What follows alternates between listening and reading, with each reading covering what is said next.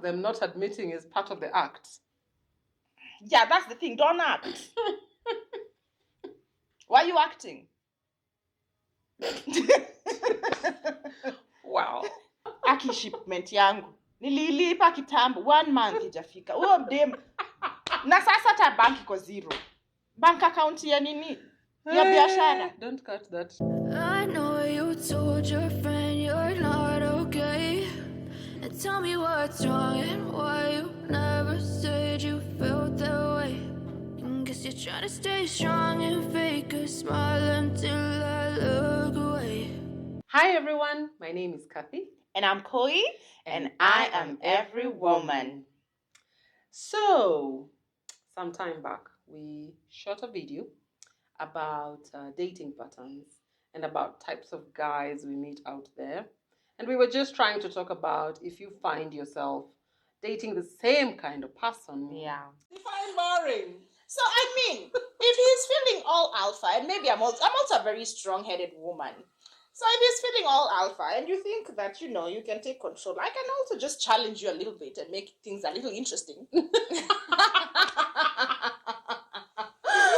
I don't know, man. That's where we part ways. Yeah? Yeah. Yeah. I don't belong there. Yeah. Okay?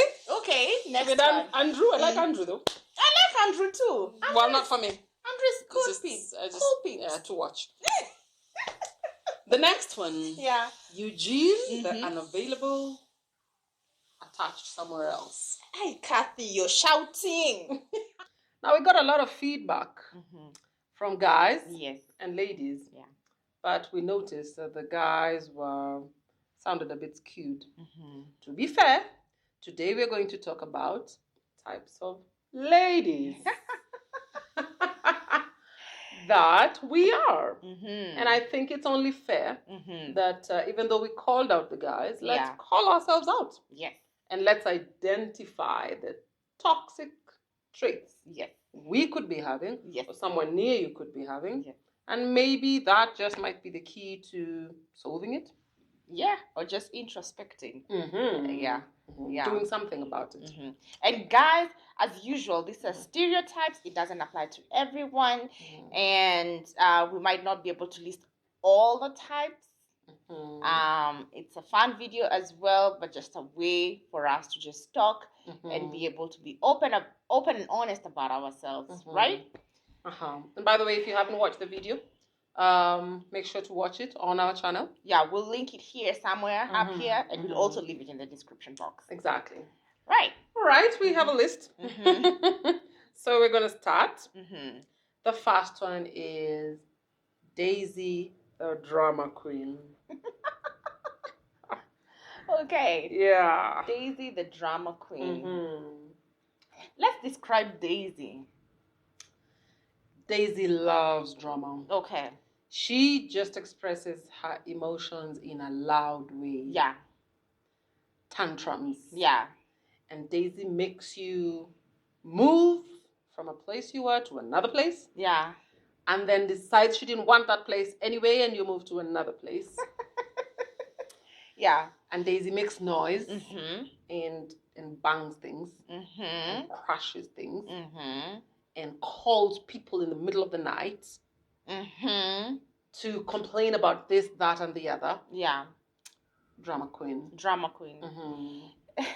Okay, so when I hear drama queen, I feel like it's I see someone who thinks about themselves fast, is not considerate of other people's feelings, and so it's half-assed with a bit of tantrum. But then let's try and understand Daisy a little bit. What could that be in Daisy that would make her the drum? What is that need? Is it need for validation or need to be hard? What is it? I honestly think that Daisy never learned how to deal with her emotions, was never able to handle her big emotions, never developed a strategy for it. And also I feel strongly that Daisy has a lot of unresolved trauma. And possibly Daisy was never allowed in her past to express herself in a way that brought results, in a way that calmed her down, and in a way that made her feel connected. So Daisy feels that she has to stop the world to be heard. Yes. And just never got out of that bit. Yes. Yeah. And so the only way she knew how to get attention is just by making sure that everybody sees her. Stops what they're doing. Yeah. And sees her. Yeah. So how do you deal with that if that is your person in your circle? Oh, man, that's tough. Yeah. Yeah. It's tough. I think it's very sensitive. When this person is, say, your sister, your friend, it can get very sensitive. Yes. Because you realize a lot of times this is coming from very deep and old wounds. So you're really not communicating. I don't know if I have a solution for that one. Yeah. And the problem with Daisy, the drama queen, is that they can also suck the life out of you. Yeah. Because you know, like, it's like walking on eggshells. Every time you're around them, you don't know when the next outburst will be. Because they're very unpredictable. Yeah. Yeah. Yeah. So I don't know. You guys, do you know how to deal with the Daisy drama, the drama queen? If you have an idea, please let us know in the comment section below. Or if you have been told, if you know that you're Daisy the drama queen, see a therapist. Yeah. Solve those problems. That's the thing. Sometimes they will not know that they're a drama queen. They just think that things happen to them. So it might take someone in their circle to point it out. Right. Well, I know drama queens who know they're drama queens. Oh, okay. But anyway. Yeah. Let's leave it at that. Okay. Yeah. All right. Going down the list. Next we have Maureen the mother hen. Maureen the mother goose. Yeah. So listen, I feel like having a mother goose or a mother hen in your circle can be a good thing. But then sometimes it can cross over. Let me say why it can be a good thing. The mother hen thinks about everything. So for example, and everyone. So if, for example, if you're on a road trip, they will think about every single detail. What foods to eat, who is allergic to what. And carry. Exactly. And so if she's in your corner, I feel like there are very many positives to carry or get from having Maureen. Where the problem comes in is not because she feels like she's supposed to nurture everybody. She might get in your business where it's unnecessary. That's true. She also tends to forget herself.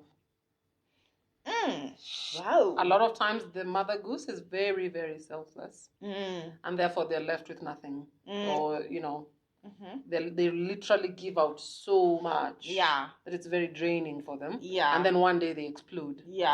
And it's you have all this, I do all these things for you and you don't realize and blah blah blah. Especially in a relationship. Yeah, I see that. I hadn't seen it from that perspective. So they could give and give and give and forget about themselves. Oh wow, interesting. Again, I think it comes from childhood trauma. A point where they feel the need to solve everybody's problem. Maybe because, I'm just imagining, maybe they had a parent who wasn't hands-on. And so they needed to step up. And therefore they're stepping up the rest of their lives. And so they don't know how to draw those boundaries. Exactly. Or you're like a firstborn, or just the responsible child, and therefore your parents just put a lot of weight on you. And you just kept carrying it on. So you needed to figure out everybody every corner of the way. Okay. You're thinking about people who are not even thinking about themselves. So what do you do if you have a Maureen in your corner? I think just first letting them know. I don't know how you can communicate without necessarily, hurting their feelings. Especially where they feel like they maybe feel fulfilled by serving others. But then I think it is, if you're a true friend, I think it's important to let them know so that they're aware of how to draw boundaries for themselves. Exactly. Yeah. And I also feel like if you have a friend who is Maureen, once in a while, give. Like intentionally give. Do something for them intentionally so that, they can also realize that, it's okay for them to receive once in a while. I think it's okay for Maureen, the mother goose, if it's not taking away, if it's just something she enjoys doing, and she gets some sense of fulfillment, I suppose it's fine. But if it's at her own expense and it's unhealthy, then yes, and it can, as you said, the problem is it can be very. Maureen, it's easy to take advantage of Maureen. Exactly. In a relationship. It is. Yeah. In all relationships. Be it with a guy, be it with girlfriends, be it with family. Yes. It's very, very easy to take advantage of Maureen. So if you also feel like you're a Maureen, maybe it's time for you to take a step back and define what those boundaries would look like for you. Especially, every time, if you feel like it's expected of you every time, then how do you then come back and define those boundaries and communicate the boundaries to your loved ones without necessarily losing the relationships or the friendships, whichever it is. Okay. I feel sorry for Maureen. Yeah. All right. Wilma the weirdo. Oh my God. Wilma the weirdo. Who's this person? Oh my God, who's this person? Well, have you ever had a friend who's so strange? Like they do just really strange things. Like what? Like having weird things they like. Things they eat. I once had a friend who would eat mattress. Like a mattress. Like she'd chew it and swallow it. Like a bed, like mattress? Like the way people eat rocks, soil, whatever. She would eat mattress. And swallow it? Yes. Actually, I don't know whatever happened to her because I'm sure it's not digestible. I mean, I don't know. Anyway, some people can be very weird. They just... No, I've never had a weird friend like that. They just acquire such weird behavior that is really out of the norm. Or, keeping a strange pet. Yeah. Or just liking very strange things. Yeah. Just someone who swims upstream, completely upstream. Yeah. Okay. No, don't relate. I don't have I'm trying to understand. I don't have that experience. Yeah. But then how do you stay friends if you don't have anything in common then? Or maybe she has a normal life but she has weird things she does. Yeah. Oh, okay. Yeah. I don't know. I mean, I've also heard of guys who have dated people who they just found really strange. Yeah. Really strange. All manner of things. I don't know, then you just love them for who they are. But if they're eating a mattress, that can be a medical issue. Yeah. So, I mean, she better have insurance. I mean, some people are gifted at just being able to just do whatever they want to do. Yeah. Because, sometimes, even if I had the urge to do a weird thing, I feel like the confines of society. Okay. But some people just... I don't know where it comes from. Maybe it's the things they watch, the things they're exposed to, or just some people's interpretation of things. And some people can be really weird. But anyway. You know what? I kind of, then in that, now that you've mentioned it, I kind of think that it might not be such a bad trait because that means they are liberated from what other people think. That's true. Then they don't really care. And they'll do what pleases them, no matter how weird we think. Wow. So do they have like a spider for a pet or that kind of weird? That kind of weird. Wow. I need a weird friend in my life. A weird friend. Yeah. Okay. Yeah. I don't know. I don't know where a bit of weird is not bad, but a lot of weird, I don't know. Anyway. Who knows? Nobody knows. I'm just wondering but does that come from a truth? It's just... Let's just say God is the master creator. Yes. Created all of us special. Yes. Next. All right. We have Mary, Mother of Jesus. Sorry. I don't know if that came out okay. right. You know what? I feel like I need to say this before we dive into this topic. Listen, we are not here to bash anybody's religion. We are not here to point fingers or anything like that. Mm-hmm. But I think it's important for us to speak up. Mm-hmm. And I know today on this topic, we'll be speaking on behalf of many people. Mm-hmm. Yes. So let's get there. Let's talk about Mary. Mm-hmm. It's this person who feels a lot more religious than everybody else. They feel like it's their God-given duty to make sure everybody lives on the short and narrow according to God. And therefore, they don't even care for the background of what you're doing. You know, that's not important, but they just really want to make it look like they know better than you. And, you know, you must remember to do this, and you must, and did you not do that? Oh my God, how can you do that? Are you seeing? Yeah. I've also heard of a lot of guys talking about that, of a girl who, you know, is in a church thing every day. And even when he just wants to spend some time, no, how dare you? You know, my time with God, and no balance at all. Yeah. So I am a Christian. I believe, I'm a believer, and I think it's a beautiful thing if you stand by your principles as a Christian, live by it, because there's no point of believing in something and you're not living by it. The problem for me, where the problem comes in, is where you feel the need to judge my choices. To judge my choices because of what you think should be done. Now, from my understanding of religion in general, not just Christianity, judgment belongs to the one who's up there. It's not for us human beings, right? Number one. Number two, I'll speak of Christianity not because it's because I don't know what the other religions say, but I truly believe that each religion has the same understanding. But I'm speaking of Christianity because that's what I practice. And with Christianity, it says the foundation of Christianity is love first. So at the point where you think, oh, that I can't be with that person, or I can't agree with that person because they do this and this, then are you loving that person? Does it truly? And anyway, the foundation is for you to express love and show love so that people can see the Christianity or the God in you so that they can want to change. But it's not for you to tell them to change. It's for you to act it, behave it.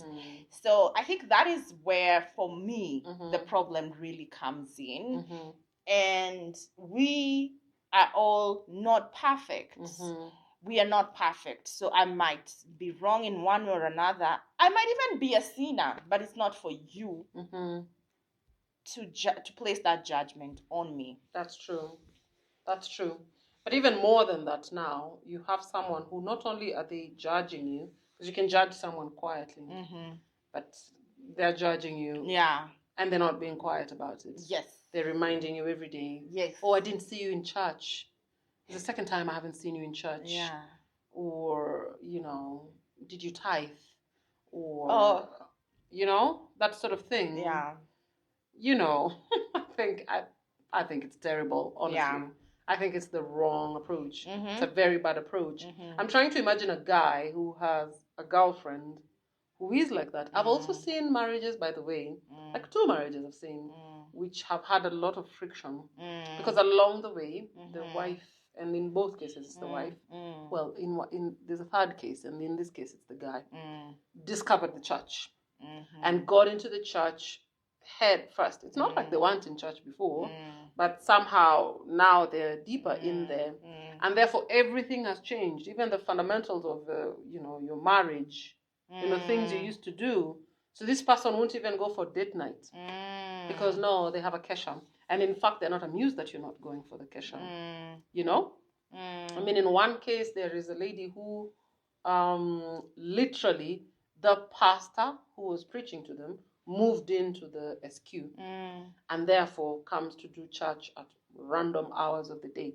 So this guy the home doesn't even belong to him anymore. And it was this violent prayers where they are banging the floor, and things like those. It was crazy. It almost broke their marriage, by the way. The lady had to go. The pastor had to move out because it was too much.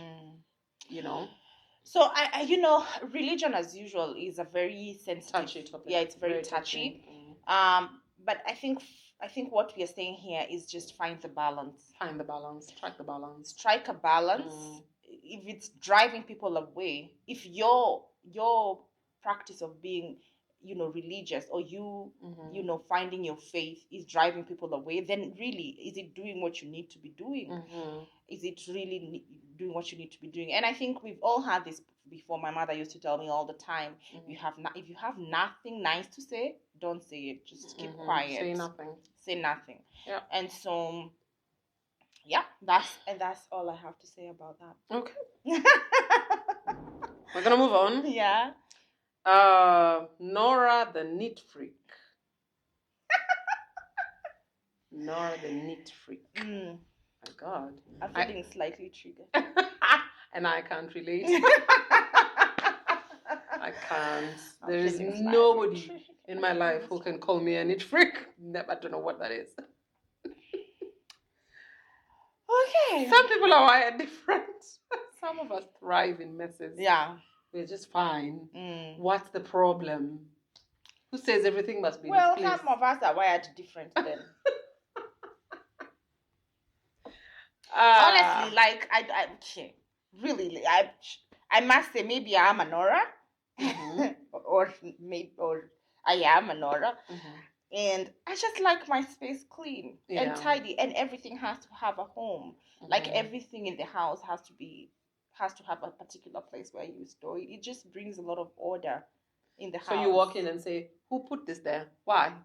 So this is it. I mean, yeah, sometimes you'd want to say that, but you just kind of just ask yourself, did anybody die? If nobody died, okay, just shut up. But in our head, you want to ask that.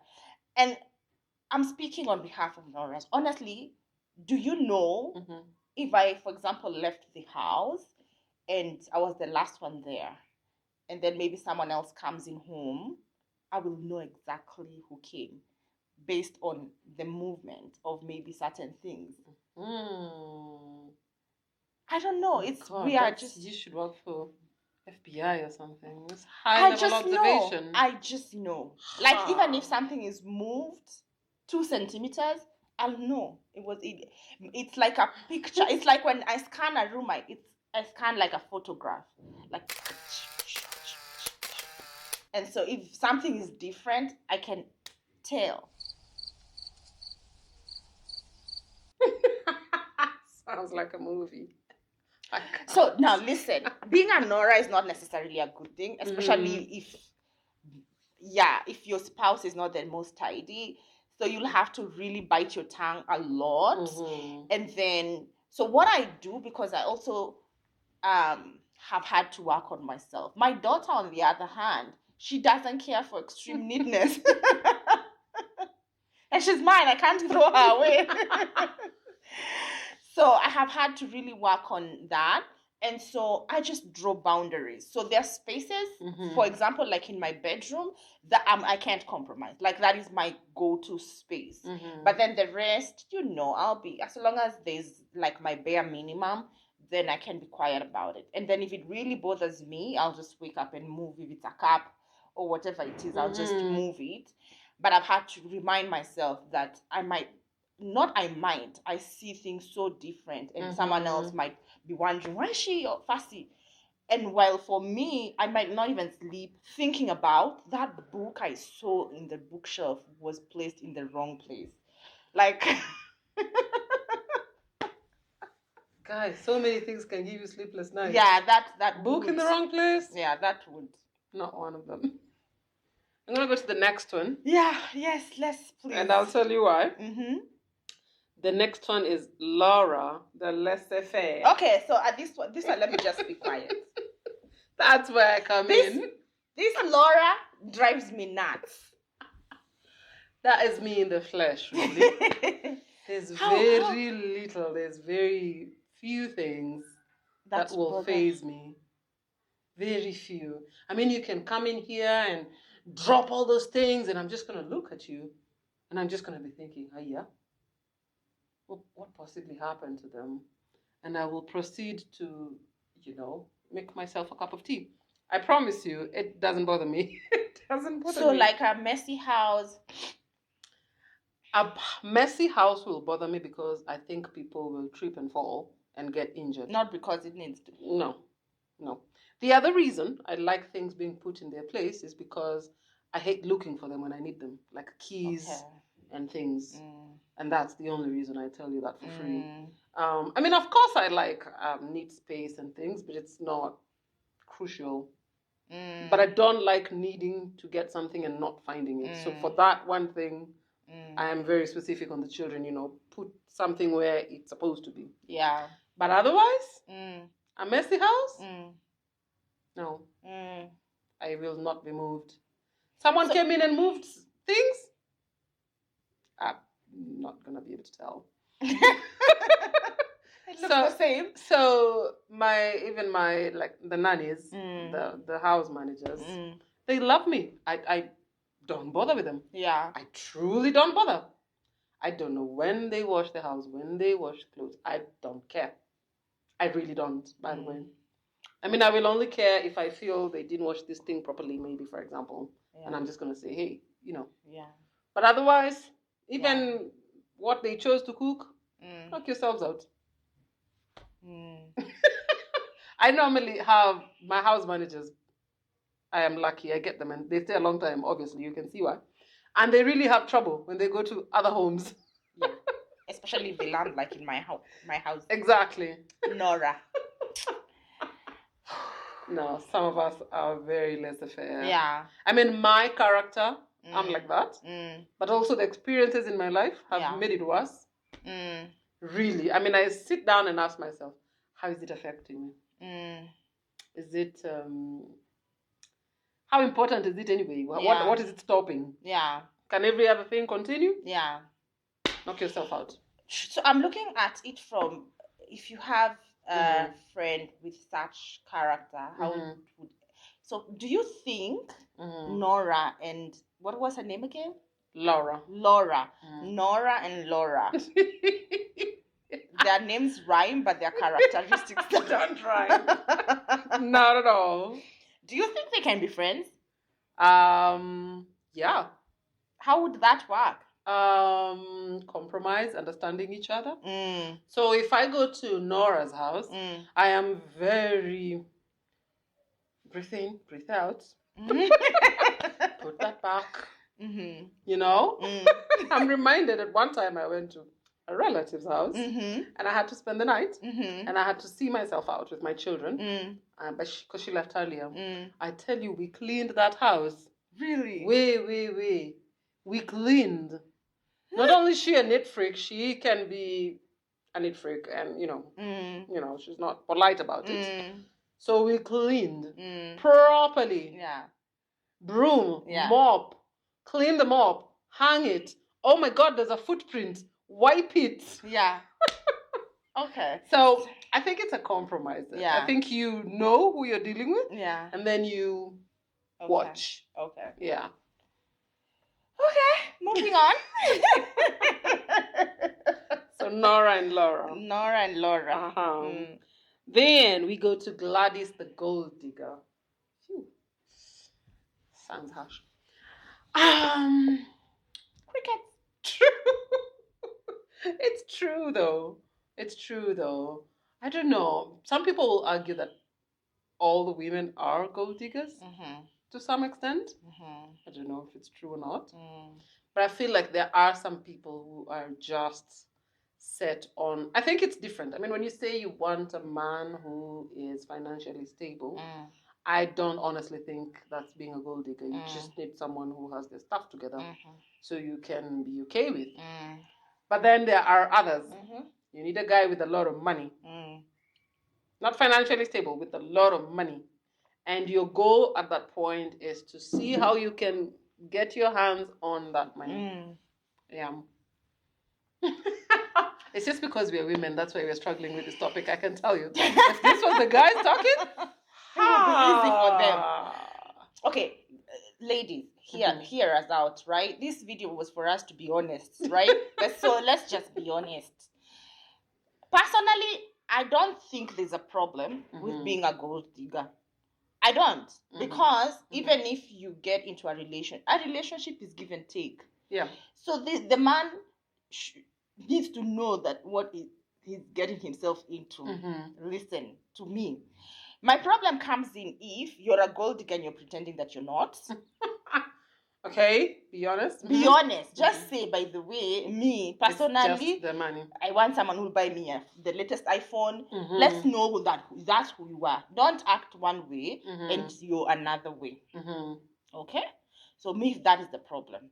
The other problem I have is that we have, it's a Gladys's who don't just dig gold from the men, but even in friendships.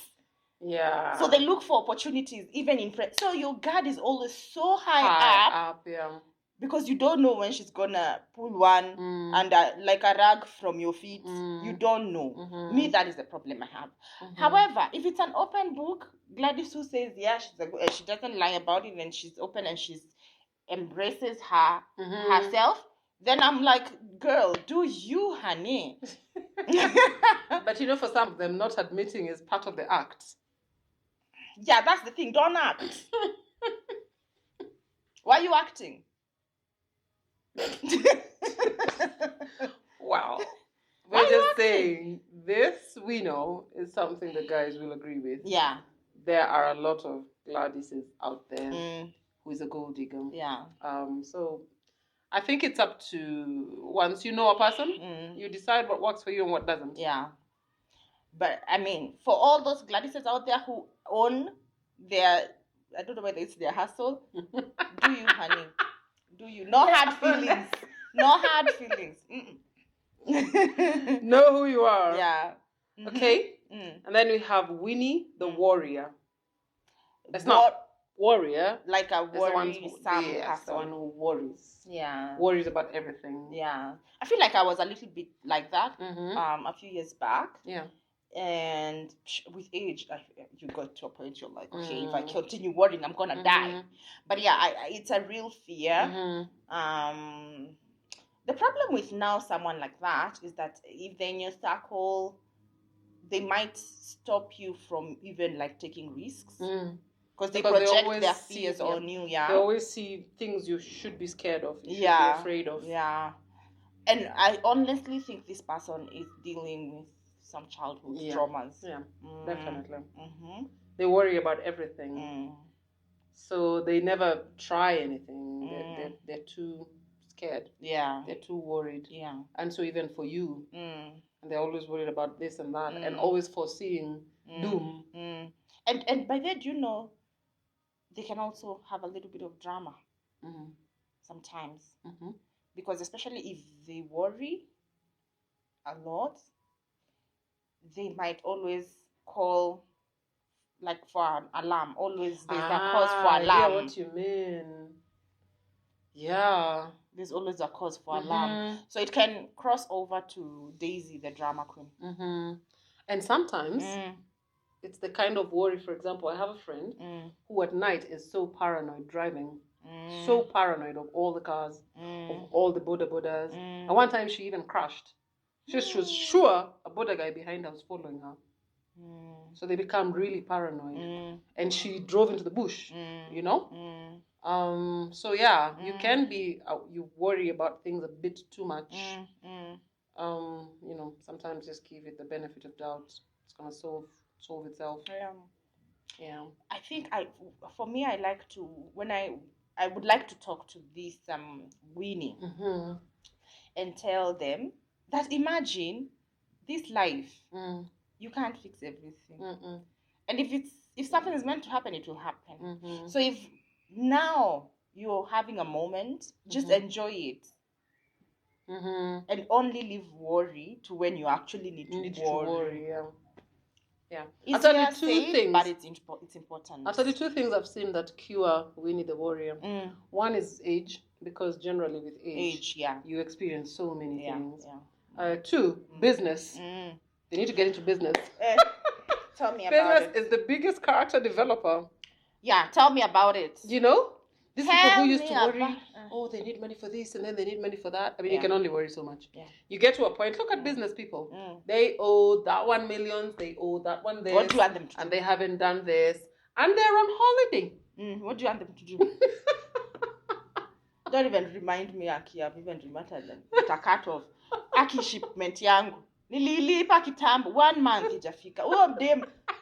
Na sasa hata bank iko zero. Bank account ya nini? Ya biashara. Don't cut that. Put it in. It's true, but now what do I do?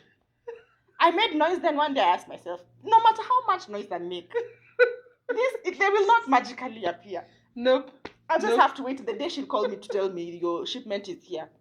Seriously, business, if you want to cure yourself of worrying, just get into business. Okay. You get to a point where you are a hardcore. Yeah. So Winnie, get into business. Get into business. You'll be fine. Okay. Oh my God, I don't like this one very much. Catherine the Complainer. I just want to say that name was unfair. Kathy? I am in no way a complainer. But anyway, let's talk about Catherine. So this person complains about everything. Yeah. Everything. Yeah. She goes to order food in a restaurant. The food is not right. The tea is not hot enough. Or is it it's too cold? It's too much sugar. Too much too sugar. spicy. Too noisy. It's annoying. It's so annoying. We went on a trip once with Catherine. Oh man, I don't know what to tell you. The shower is not working. There's mosquitoes. She needs a net. There's a net. She hadn't seen it. The other rooms don't have. She wants the one with a view. So she got room with a view. Oh my God, it's windy. You wanted the view. It's windy. Close the windows. And then at night she wants tea, and tea was brought. And she must take her tea because she gets headaches. And she takes all the tea, all of it, but she still gets this colossal headache. And so oh my God. By the time the trip was over, I don't know what to tell you. Yeah. We were ready for the trip to be over. I know. Yeah. Sucks out all the fun. Yeah. Sucks out all the fun. I don't, honestly, for example, the things they're complaining about, they are legit. Yeah. It's not like they're cooked. They're legit things. But I think what Catherine needs to know is that the world does not revolve around you. The world is not here to please you. The world is not perfect.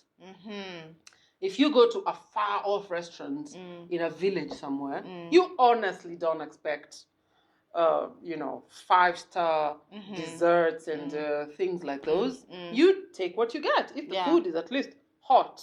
Yeah. You know? Yeah. Leave it as and it is. And if it's the case of, like, let's say the teas and all that, carry your tea from home. Exactly. If you know there are things that you don't compromise on, let's say, for example, during a girls' trip, right? I have to take tea at 11 p.m. You don't know whether the hotel you're going to will provide it. Carry your tea from home. Yes. You can carry it's your tea tea bags. It's not even other people's At least business. you'll get hot water. Yeah. That is your business. Yours. It's not, Yeah. And I think this can be very tiring, especially for guys. Yes. Because ideally guys want to please. And a guy will take you out to please you and solve. Yeah. But solve this, there's this. Solve this. They become like workers. No, it gets to a point where really. But I also feel what Catherine needs to do is to switch the way she complains. You can complain without complaining. Yeah. Yes. And then there are those people, by the way, they can be very manipulative. Oh, how I wish I can get some tea. That doesn't come out as it doesn't come out as how can they not be serving tea at this hour? It comes out as tea would be nice. But you would rather. Yes, yeah. You would rather. Yeah. Because that doesn't come with bile and, I'm already tired just thinking about Catherine the complainer. Oh, they suck the life out of everything. So, girl, if you're out there and you wonder why people avoid you for long trips, or stuff. Ask yourself, are you a Catherine, the complainer? Maybe they just don't want to be in the same space with you for prolonged periods of time. Yeah, that's true. Make things better, not worse. Yeah. Alrighty. Okay, the next one. The next one is the last one, actually. Sarah, the sexually liberated. Oh, man. You know what? Me, I love Sarah. You love Sarah. I love Sarah, especially if she's not, she's not apologetic about it. I love Sarah. Sarah is very comfortable in her skin. Yes, clearly. And because I think we have mentioned this in a video before, where we say guys can do what they want, and in fact, the longer the list of their sexual conquests, the better. Yeah. The higher they're regarded. Yeah. And then, but for girls, we are always told you divide it by 3 until you get the number 3. If you divide it by 3 and you're not at number 3, you divide it further until your final number is 3. Yeah. Can you imagine? So 3 being your first, your first love, your immediate ex, then your current. Oh man, what a lie. Yeah. So divide it until the point you get. So I love Sarah for the fact, especially if she's not apologetic about it. I'm not out here saying, okay, everybody should be sexually liberated and go out there and increase your body count. What do we even mean by sexually liberated? Yeah. Is it just body count, or is it we are just trying to sugarcoat. Experimenting. Both experimenting, body counts, and all that. Yeah. And being okay with yourself. I honestly feel that Sarah is happy with herself and has no apologies for who she is, what she likes, how her body looks like, what she wants to do with her body, right? And therefore, Sarah might have a large body count. She's not counting. She doesn't care about that. Yeah. She also is okay with experimenting. If it's something she enjoys, she's going to do it. Yeah. Disclaimer though, of course, we still advocate for practicing safe sex methods. Yeah, definitely. So, yeah. So I feel like Sarah is aware. Sarah loves her life. Yeah. Note, Sarah doesn't want to end her life. She doesn't want to end up a victim of her decisions. Yeah. So she does. She is cautious, but she's also, just like Gladys, do you, girl? Do you, girl? As long as you're not out here like hurting people or whatever, and you're very sure that you're not doing it to heal an emptiness. Yeah. Do you, girl? Yeah. That was an interesting conversation, right? It's interesting how harder it is to actually talk about yes, us as women. Yes. And it's so easy to talk about the dudes. I think it's because in all those 10 characters we've seen, you definitely relate to at least 1 or 2. Yes. A little bit of 3 maybe or something. Yeah. So it's not easy. Yeah. It's almost like a mirror. Yeah. And if it isn't you, then it's someone you know. And probably know closely. Yes. Yeah. So yeah. That can't be easy. Yeah. Really. Yeah. I think the takeaway that we are getting here today from this conversation is 1, know who you are. 2, accept and own.